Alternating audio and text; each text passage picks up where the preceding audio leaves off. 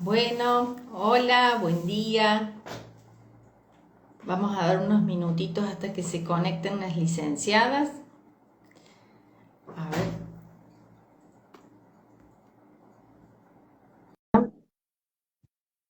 Belén.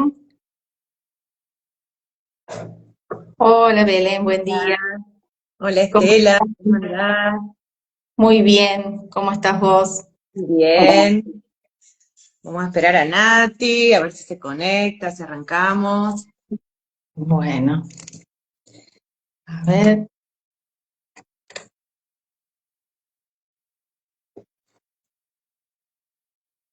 a ver si se conecta Nati. ¿Cómo estás vos? ¿Cómo va todo por ahí? Bien, muy bien, arrancando tempranito, a ver si hay espectadores, que muchos están de vacaciones.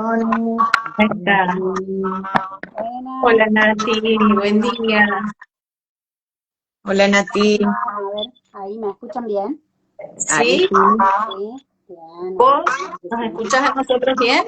Sí, sí, sí, ahí está. Buen A mí me día. parece que hay un sonido como que se acopla un poco. Sí, Sí, como que se duplica. a Me ver, parece que como somos tres, una debería, las que no hablan, apagar el micrófono. Bien, se puede a acá, ver, sí. pruebo. Está bien. Bueno, ahí se van uniendo. Cande, veo en el... Buen día, Cande. ¿De dónde te uniste?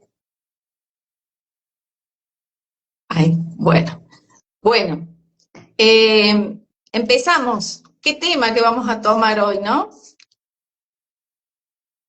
Estoy prendiendo y apagando el micrófono, Estela, para que no se acople. Así que cuando Perfecto. hable voy a... Ahí está. Perfecto. Bueno, en este ciclo que venimos armando con la licenciada Belén Guillamet, hablando de distintos temas, donde estamos haciendo foco en las problemáticas de la autoestima, la hemos convocado a la licenciada Natalia Morales. Ella es licenciada en psicología, sociopedagoga, profesora en la universidad, es especialista clínica, se ha especializado mucho en el estudio del autismo. Y bueno, desde hace muchos años ya Natalia también viene fomentando y hablando mucho del tema del impacto de las pantallas en la vida de los niños y de los adolescentes. Por eso le hemos convocado a ella, bueno, para que nos enseñe, nos explique eh, como padres cómo podemos colaborar en la construcción de la autoestima de nuestros niños y adolescentes. Bueno, Belén, gracias, chicas. Poner el micrófono, apagar el micrófono, Estela, si no se acopla. Bueno, con Estela, como dijo, venimos haciendo un ciclo de autoestima. Y hablando de autoestima, ¿no? Que para los que no estuvieron, tiene que ver con esta capacidad de valorarnos, de querernos, con esta capacidad intrínseca, ¿no? Que la idea es construirla internamente, que no dependa de la afuera. Estuvimos, bueno, comentando que la construcción de la autoestima se inicia en la infancia, se inicia, diría, desde el momento en que somos gestados, somos pensados, somos imaginados, y que la autoestima se forma en base al vínculo con el otro, en base a la mirada del otro, a la regulación emocional del otro, a las expectativas que han puesto nuestros cuidadores. Es decir, que la construcción tiene que ver con el vínculo. Y nos preguntábamos, por eso es que le invitamos a Nati, en este mundo donde las redes prácticamente ocupan un lugar muy importante, ¿cómo influyen en la construcción de la autoestima, no? Eh, Eso sería básicamente el motivo de por qué también nos interesó mucho este tema.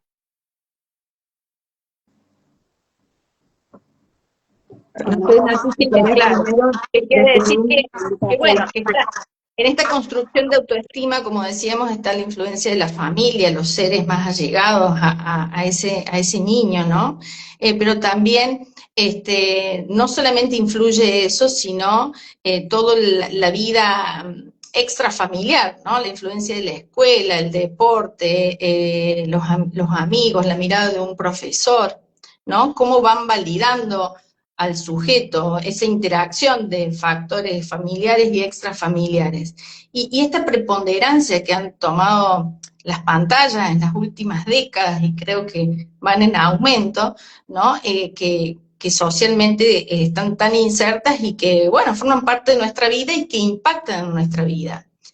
Y bueno, este impacto de las pantallas, ¿no? Cuando hablamos de pantallas, Natalia, ¿qué incluimos cuando decimos el impacto de las pantallas en los niños? Sí, pero ¿qué incluye? ¿Cómo podemos hablar de eso? Bien, las pantallas incluyen desde el celular, al que todos, digamos, tenemos acceso, pero también, bueno, las tablets, obviamente, las computadoras o ordenadores, como le dicen en otro lado, los videojuegos, la Play y todos los tipos de videojuegos que implican un tipo de estímulo constante y una retroalimentación de imagen, de rapidez, de luz, de sonido, y también todas las redes sociales que incluyen, bueno, TikTok, Instagram, YouTube, ¿no? El Snapchat, todas por igual tienen distintos tipos de impacto, pero incluimos todo eso e incluso todo lo que ahora son las plataformas de streaming, ¿no? Que también implican estar frente a una pantalla, ¿sí? Todo eso sería las pantallas. Ujú. Nati, ¿qué nos podés decir de qué efectos emocionales en la construcción de la autoestima genera la exposición a estas pantallas? Uh-huh. Bueno, primero por ahí es importante diferenciar que siempre el impacto de la pantalla está relacionado a no solo al tiempo, porque eso es algo que por ahí muchos papás me dicen, no lo había pensado así, no es solo el tiempo de exposición, ¿sí? Las pantallas en sí no son neutras, sino también es el contenido al que están expuestos, porque las pantallas no son neutras, transmiten valores, transmiten ritmos, transmiten modelos, estereotipos de cuerpo, de consumo, de vínculo, ¿no? Entonces, a veces todo eso, si no está regulado desde la edad a la que se expone ese contenido, el tiempo es un factor, pero además hay que considerar esta cuestión del contenido y la mediación de un adulto. Entonces, primero eso es importante para poder, porque el impacto emocional que va a tener va a depender mucho de cuánto de adulto había ahí presente, de cuánto de palabras se puso a esa imagen, de cuánto de contención hubo ante una imagen o un video que me generó temor, me generó inseguridad, ¿no? Entonces, eso por ahí es primordial. Y a la vez sí hay un impacto grandísimo en todo lo que tiene que ver con la... Pensemos que los niños y adolescentes están en pleno desarrollo y construcción de su subjetividad. Entonces, todo a lo que están expuestos, el ambiente, que no es solo el ambiente físico, sino el ambiente emocional, impacta en la construcción de esa subjetividad. Entonces, cuando el ambiente al que están expuestos todo el tiempo tiene que ver con imágenes que no son aptas para que ellos las puedan procesar, imágenes que o videos o música a la que están expuestos que no tiene que ver con la posibilidad de regulación propia de la capacidad del niño a determinada edad, eso va teniendo un impacto, va adelantando procesos, porque hay niños que están expuestos a imágenes, a videos que son inadecuados para la edad, entonces todo eso va teniendo un impacto subjetivo en la posibilidad de regular las emociones, de focalizar la atención, de tener posibilidad de aceptar los ritmos propios de cualquier actividad que implican algo que tiene un inicio, un desarrollo, un cierre, ¿no? Empiezan a querer funcionar como funciona la pantalla, como un scroll en la vida. Entonces, ese impacto emocional después va apareciendo la intolerancia a la frustración, a la espera, a vivir los procesos que tienen que ver con la vida, ¿no? Entonces, ahí aparece como, bueno, me frustro todo el tiempo o no acepto lo propio de cada situación, ¿no? Y a la vez también la cuestión de la imagen, que eso me muestra, que aparece muchísimo, por ejemplo, los videos de niñas maquillándose o de los cuerpos estereotipados, que después la realidad no muestra eso, ni es tan fácil hacer ejercicio y que quede igual que lo que muestra el video, ¿no? Y eso va teniendo distinto impacto de acuerdo a la edad, ¿no?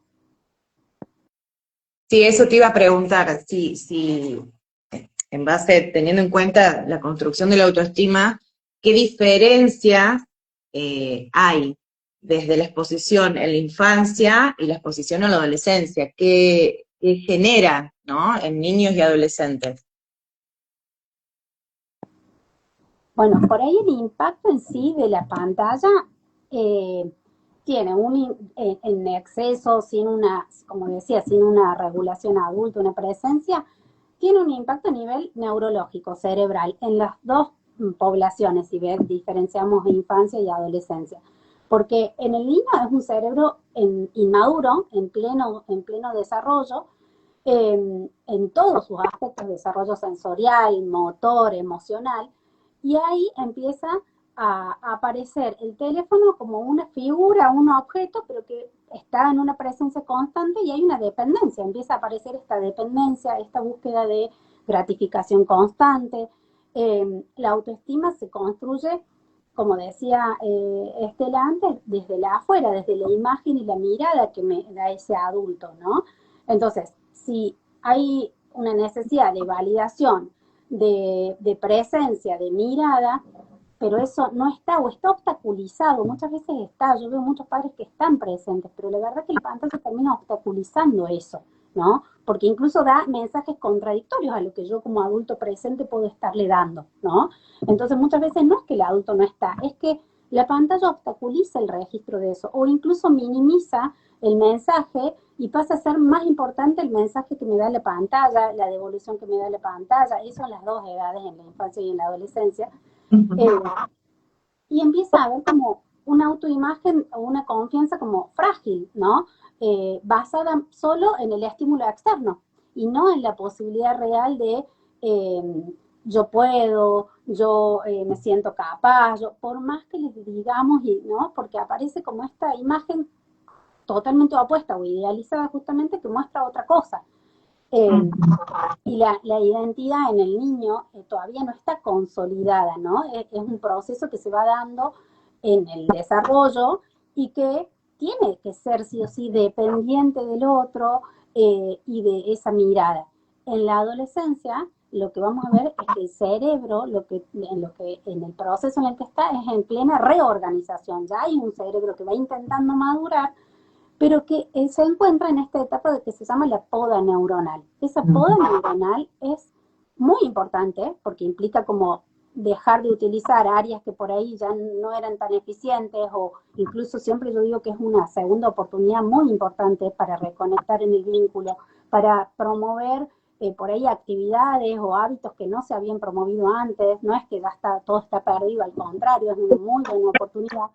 El tema es que esa poda neuronal hace que haya un predominio de mucha emocionalidad y de mucho déficit en el control racional, porque lo hormonal lleva a eso. No hay conciencia racional porque están más en lo emocional, en lo hormonal, ¿no? Entonces, ahí la autoestima es muy importante de seguir acompañando, igual que en la infancia, porque también va a estar en revisión. Lo que ya lograron construir en su autoestima en la infancia, en la adolescencia se empieza a revisar porque tienen que definir su identidad. Y esa identidad, como todos pasamos por la adolescencia, está mucho en relación a lo grupal, a la afuera, ya no familiar, sino contextual. Y hoy, ese afuera ya no es solamente ese amiguito con el que me junto, amiga. Hoy casi ni se juntan. Hoy tiene que ver con, de nuevo, la mediación, la interferencia de la pantalla, y donde se intensifica naturalmente, no solo por la pantalla, se intensifica la comparación, ¿no?, con el otro, la comparación social. Que hoy la dependencia de esa aprobación o de la desaprobación está en una situación de exposición, porque hoy se habla de la generación algoritmo, ¿no? Esto de que viven en relación a es más, se llama vivir exhibir, ¿no? Como esta cuestión de vivir exhibiendo y vivir a través de la exhibición. Y eso me valida, me aprueba, no me aprueba, me siento capaz, no me siento capaz, de acuerdo a los likes, ¿de acuerdo? Entonces, es también otra etapa en la que hay que prestarle mucha atención porque la imagen va a seguir ligada a la imagen, al cuerpo, pero a los likes, a la visibilidad, a cuánto me ven, a cuánto no me ven, a cuánto gusto, cuánto no gusto, y al estar en plena construcción de identidad es una etapa de alta influenciabilidad de ese discurso digital o de eso que pasa en lo digital, ¿no? Exactamente. Ahora yo veo, ¿no? Los niños que han crecido detrás de horas y horas de pantallas, ¿no? Y cuántos llegan, o sea, el tiempo que se roban las pantallas, diría yo, ¿no? En tantas horas de juegos electrónicos también, porque hablamos de las redes sociales en el cual hay un otro que interfiere, pero también están los juegos, ¿no? ¿Cómo sería eso, Nati? La cantidad de horas que los niños pasan con juegos sin desarrollar habilidades sociales sin, bueno, ir construyendo bases de una autoestima que les permita lidiar con la frustración y con los conflictos del día a día, que eso se aprende en el juego, en el contacto con el otro. Y llegan a la adolescencia ya con una infancia atravesada, ¿no? Por este mundo digital y llegan a la adolescencia con menos recursos también más frágiles para discriminar en estos contenidos y en esta mirada, ¿no? De la afuera. Bueno, el encierro, digamos, en sí mismo, tiene que ver con un estar como conectado con el mundo digital, creyendo, en realidad ellos creen que ahí están conectados, ¿no? Y es Exactamente.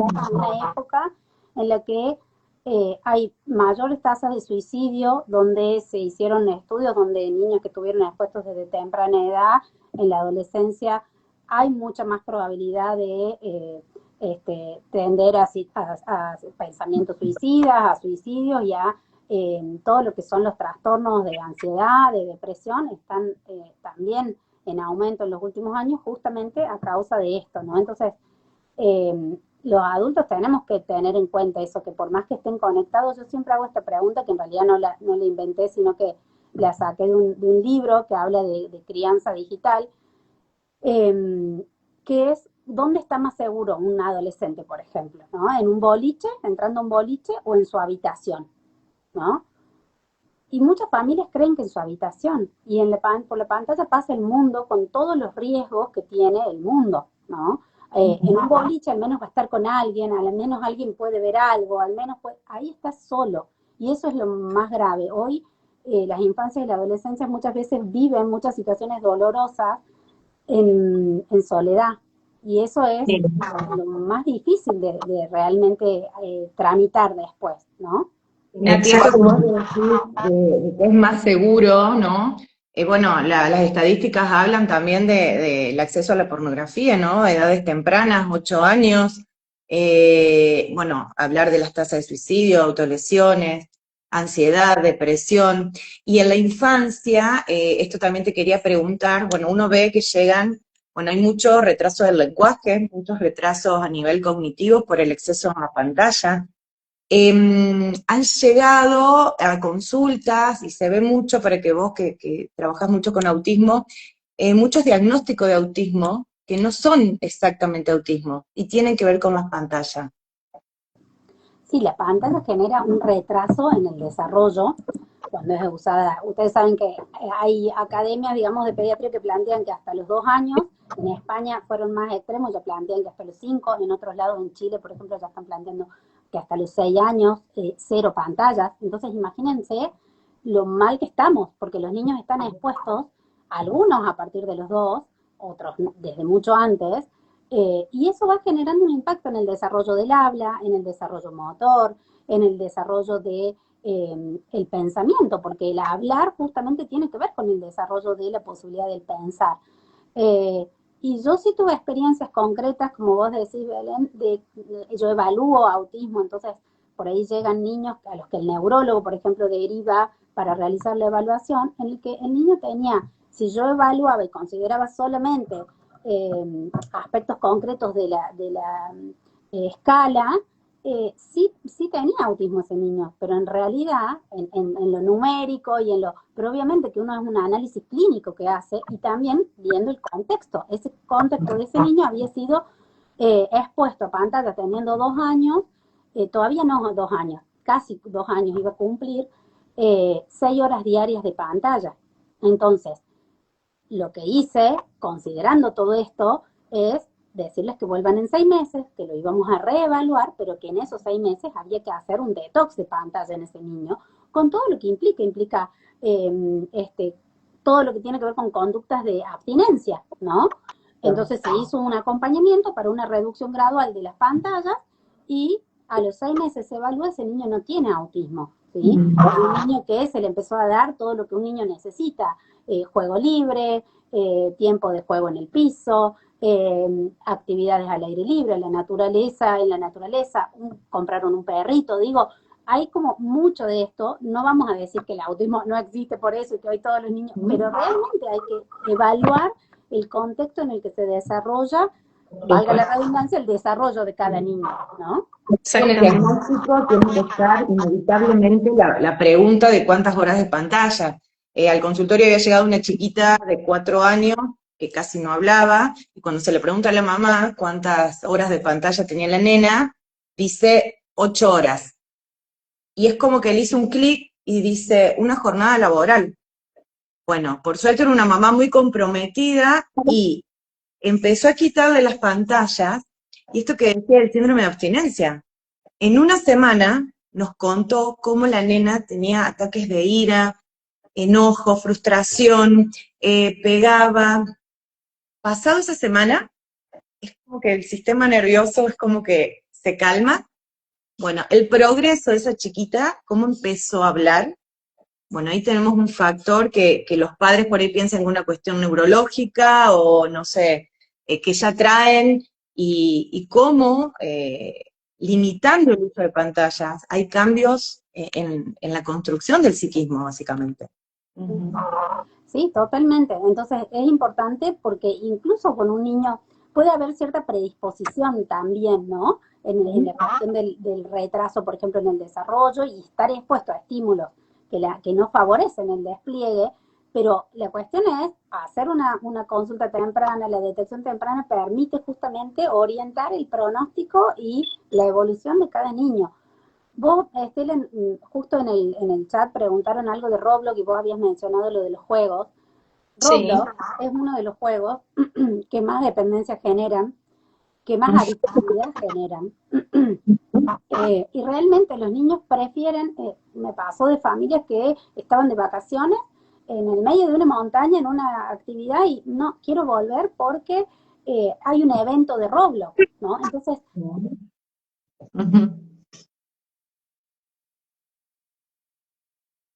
ahí se fue el sonido. No te escucho, Nati. Ahí está. Se fue el sonido. ahí te volvió. Sí. Hasta perder la noción y el disfrute de actividades, como digo, en el medio del cerro, con nieve, con actividades hermosas, y la dependencia que genera el querer volver a esos eventos, que obviamente están preparadas las plataformas para eso, para ir generando cada vez más demanda de eso, ¿no? Sí, y que en algunos casos a veces es la única interacción que realizan con otros pares, ¿no? El tiempo, ¿no? La desconexión humana, que por ahí creen que están conectados con otros, pero no es lo mismo la interacción que la mirada del otro, ¿no?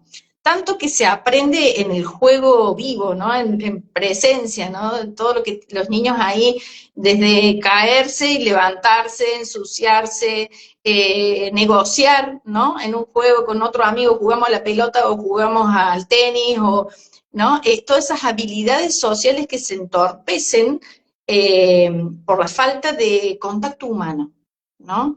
Que creo que tenemos que volver al contacto humano urgente como sociedad en todas las edades, ¿no? Pero tan importante que es la socialización del niño, de estar con otros niños para, bueno, para aprender habilidades que en realidad es prepararlos para la vida, ¿no? Para el futuro, para la vida de adultos, llegar con herramientas, llegar con una autoestima fuerte, ¿no? Que creo que a todos nos ha pasado de llegar, que lleguen niños hablando de la autoestima, que son muy buenos en un videojuego, que siempre tienen los mejores puntajes, que su autoestima y está elevada, pero cuando ese niño va a un cumpleaños, va, no sé, a una canchita o a interactuar con otros niños, tienen baja tolerancia a la frustración, no saben resolver conflictos, su autoestima se ve debilitada, todo el tiempo se comparan, no sabe cómo interactuar con otros niños. Eso es Se lo más grave. angustian, se aíslan. Ay, de eso sería bueno, ¿no? Hablar cuáles son, qué se ve en el consultorio, ¿no? Como consecuencia de todo esto, ¿no? ¿Qué podríamos resumir, Natalia? El niño y el adolescente, si se puede diferenciar. Dale, en el cónsul se ve muchísimo esto de dificultad para elegir un juego, la elección, porque también tiene que ver con juegos distintos a los que tienen, la cantidad también de disponibilidad de juegos que hay en Roblox, por ejemplo, es distinta a las opciones que uno puede ofrecer en el consultorio. Entonces ya desde la posibilidad de elegir el juego, sostenerlo, también poder focalizar la atención, ¿no? Muchas veces veo esta atención fragmentada, no poder tolerar, ya dijimos, la frustración, la espera. Son chicos que muchas veces los vemos hiperestimulados, ¿no? Que vienen en una situación como de alerta extrema. Entonces, yo lo que trabajo muchísimo es el aprendizaje de registrar qué necesita el cuerpo, cómo está, de regular eso, si yo vengo cansado, eh, qué necesito para estar relajado. Las emociones no se registran, muchas veces aparece esta cuestión del no registro no solo del cuerpo, sino de lo emocional y de la necesidad. A veces por estar frente a la pantalla no comen o comen sin registro, ¿no? Esta cuestión de que les ponen la pantalla para comer. Entonces, eso es muy evidente. Yo noto muchísimo cuando un niño que atiendo está más expuesto a pantallas que otro, porque Sí. realmente eso se ve en observaciones muy simples, ¿no? Y a la vez también eso se ve en la autoestima porque realmente no logran sentirse competente, como decía Belén, en lo real, sentirse competente y validados en las cosas que pueden hacer. Por eso el espacio de consultorio, en esas experiencias, porque son experiencias muchas veces nuevas. Muchas veces el consultorio es, yo siempre digo, es la primera vez que acceden a un libro en las últimas generaciones, los últimos años. Primera vez que acceden a un libro en el consultorio, primera vez que acceden a empezar y terminar un juego de mesa en el consultorio, ¿no? Y son aprendizajes que después obviamente que hay que trasladarlos. Yo trabajo mucho con las familias, entonces es que eso se sostenga en la casa también, que se siga favoreciendo ese tipo de experiencias, ¿no? Y a la vez se ve mucho la posibilidad de ir en ese proceso terapéutico promoviendo la actividad de espera, de vivir el proceso, ¿no? Yo trabajo mucho con cosas que quizás no son las convencionales, pero hacer una torta o preparar unos alfajorcitos de maicena o armar la masa, pero implica tener la harina, tener la sal, ponerle el color, todo eso es trabajar el proceso. Y eso después trasladarlo a que la familia lo haga. Y a la vez, la cuestión de encontrar la posibilidad de regularse, de autorregistrarse, de mirarse, de ver qué le gusta, qué no le gusta, va como en un ritmo opuesto al que va la pantalla, en el que hago scroll, en el que no freno, en el que ni registro si me gusta, no me gusta, no importa, no me gusta, paso a otro video, ¿no? Como pero eso se nota muchísimo te diría, como desde el cuerpo hasta en cómo hablan, yendo los adolescentes, el lenguaje de los adolescentes está cambiando un montón. Sí. Tenemos como que, ¿y eso qué significa? Y traducime, yo hago como de investigadora, le digo, ustedes enséñenme, porque si no, yo no entiendo. Pero mucho de un lenguaje muy fragmentado, muy pobre, con poca, lo mismo que en la infancia, con poca conciencia, ¿no? De qué me genera eso, de por qué elijo eso, por qué veo esto y no lo otro. Así que es mucho también con el adolescente una revisión como más crítica, que ese también es el rol que tienen que tener los padres, de no solo ver qué valores le transmiten lo que ve ese niño, sino, bueno, cómo yo, como adulto, puedo hacer que ese contacto con ese contenido lo pueda criticar, lo pueda analizar, pueda reflexionar sobre eso. No es, no te dejo ver eso porque, no, bueno, ¿por qué? Porque eso nos está transmitiendo cosas que a mí no me gustan.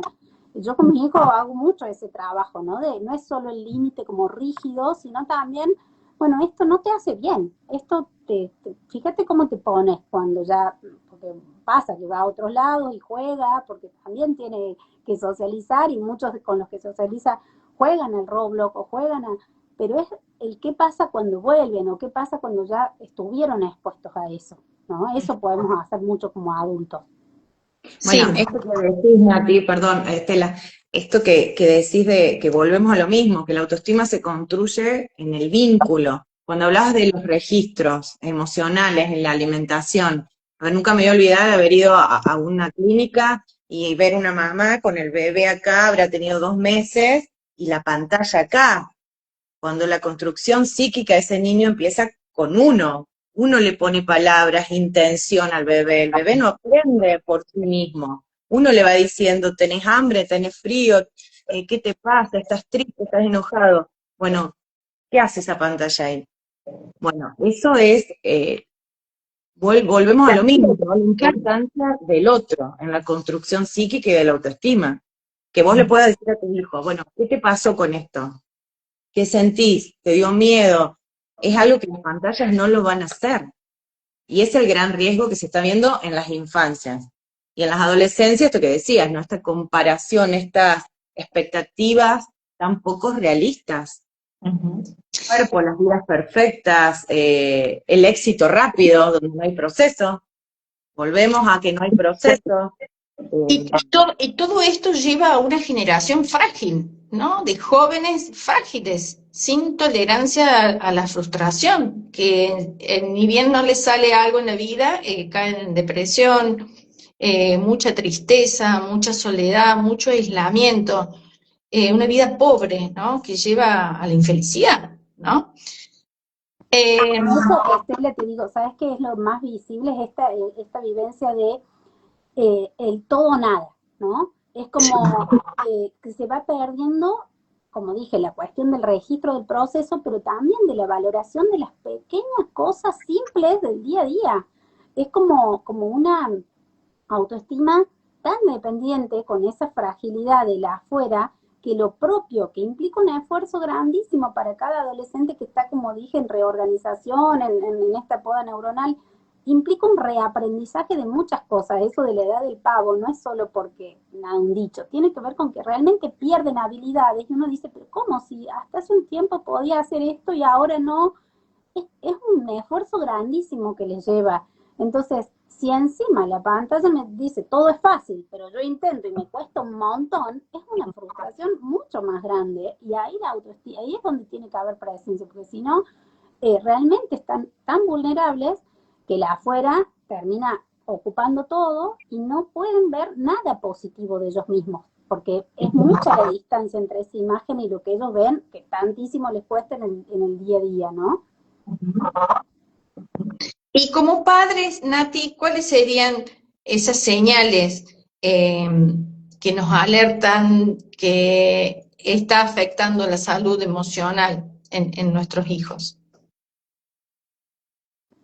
Bueno, esto que dijimos, la presencia es como fundamental, no solo sabiendo que por ahí podemos estar presentes, pero una presencia mucho más conectada e involucrada en esto que ellos están viviendo y que si están expuestos implica que nosotros conozcamos mucho más, aprendamos sobre esto, eh, porque si no es como intentar acompañarlos desde el desconocimiento. Lamentablemente es algo que vamos a tener que aprender los adultos, los padres, no es algo que hayamos ni siquiera transitado nosotros en la vida para poder realmente, ellos sienten que hablamos en otro lenguaje, en otro idioma, por eso digo este juego de decir, bueno, enséñame, porque yo quiero aprender, quiero, bueno, eso mismo como padres tenemos que hacer desde un lugar, porque realmente si no quedamos fuera y por ende no los vamos a poder acompañar desde una cercanía más eficiente, si se quiere. Siempre va a haber cosas que como en nuestra época ellos nos van a ocultar, no vamos a llegar a entender, pero hay cosas digitales que tenemos que aprender, ¿sí? Entonces, por un lado, ponerse en marcha en aprender sería como la primera recomendación. Después también ver, como les dije, esto de la calidad del contenido que consumen, no solo el tiempo, promover como más, hay una identidad nueva hoy, que es la identidad digital. Entonces, promover, a ver, una sociedad digital, pero crítica. O sea, así como nuestros padres nos decían, yo te enseño valores y yo quiero que seas un hombre, una mujer de bien, bueno, esto también hoy involucra lo digital. Implica ser críticos en cada cosa que vemos, en nosotros involucrarnos en ir asociando eso que está en la pantalla con los valores que cada familia quiere transmitir. Y siempre... Educación digital. ¿Qué? La educación digital también, ¿no? Es educación digital. ¿Cómo me vinculo? Yo tengo que tratar al otro como lo trataría en persona, ¿no? Me parece como Sí, un lema básico. Códigos a veces, esos códigos básicos se pierden a través de esto de la pantalla. Creo que la mejor educación para el mundo online es el mundo offline, es el mundo real, presencial, de contacto, de presencia. Y entonces ahí eso no es tanto lo que tenemos que aprender, al contrario, de eso tenemos mucho más nosotros.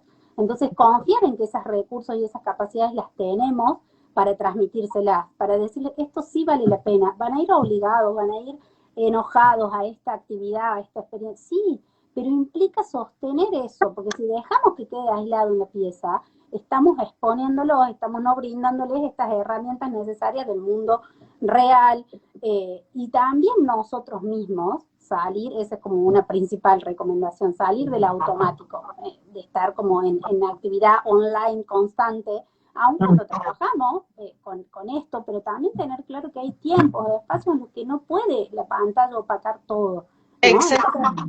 Eso.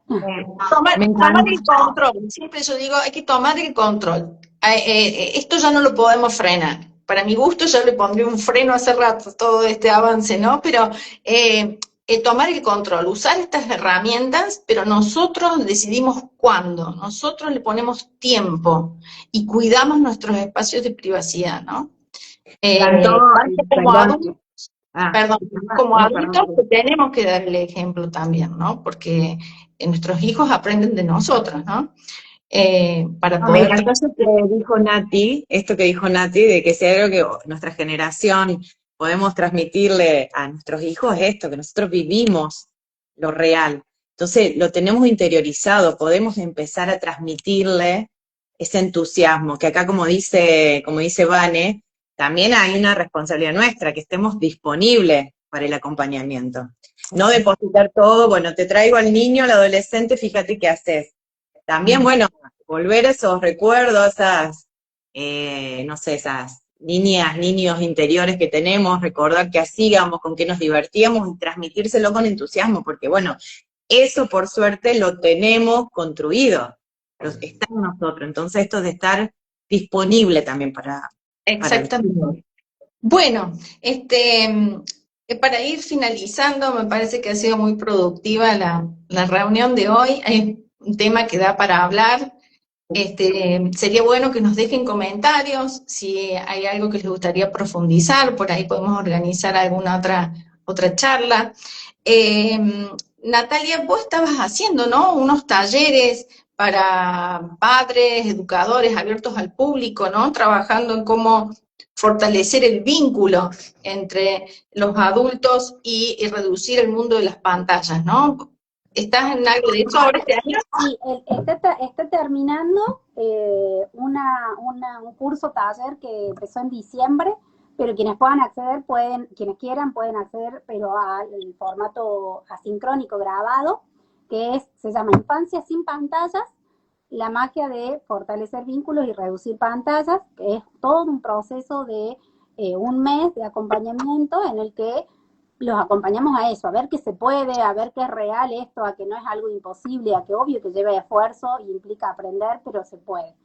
En febrero va a estar disponible un reto de 21 días también para lograr disminuir pantallas, primero en 7 días y después en 21 días, porque implica cambio de hábitos, cambio de rutinas, aprendizajes nuevos y sobre todo esto de volver al mundo real y ofrecerles experiencias reales que implica inversión de tiempo, inversión de esfuerzo, inversión de dinero, pero que todo eso tiene como su fruto y una gratificación hermosa cuando se ven después los resultados y esto de, sobre todo la vitalidad que se empieza a ver en cada niño al realmente cambiar. Qué hermoso, ¿no? Qué hermoso ¿no? Y conectar, ¿no? Sí, sí, sí. Así que eso están invitados. Conectar. Belén comentó, y ahora comentó esto de la niño interior, ahora este viernes, sí, los invito a quienes quieran, está disponible una clase gratuita de que es la clase introductoria a un taller que se llama La niña o el niño que fui, la adulta o el adulto que soy. Pueden ver la clase gratuita y quienes quieran sumarse al taller pago es este viernes a las 6:30 de la tarde. Bueno, justo porque me parece re importante conectar con esa niña, ese niño, para poder después conectar con nuestros hijos, así que, bueno, genial lo que estás haciendo. Bueno, un gusto, colegas, en habernos reunido. Nos vemos la próxima. Dale, ¿Alguien quiere agregar algo más? No. gracias, espero que les haya Bueno, servido a todos. Gracias, Nati. gracias. Gracias, Estela. Chao. Chao, chao. Chao, chicas.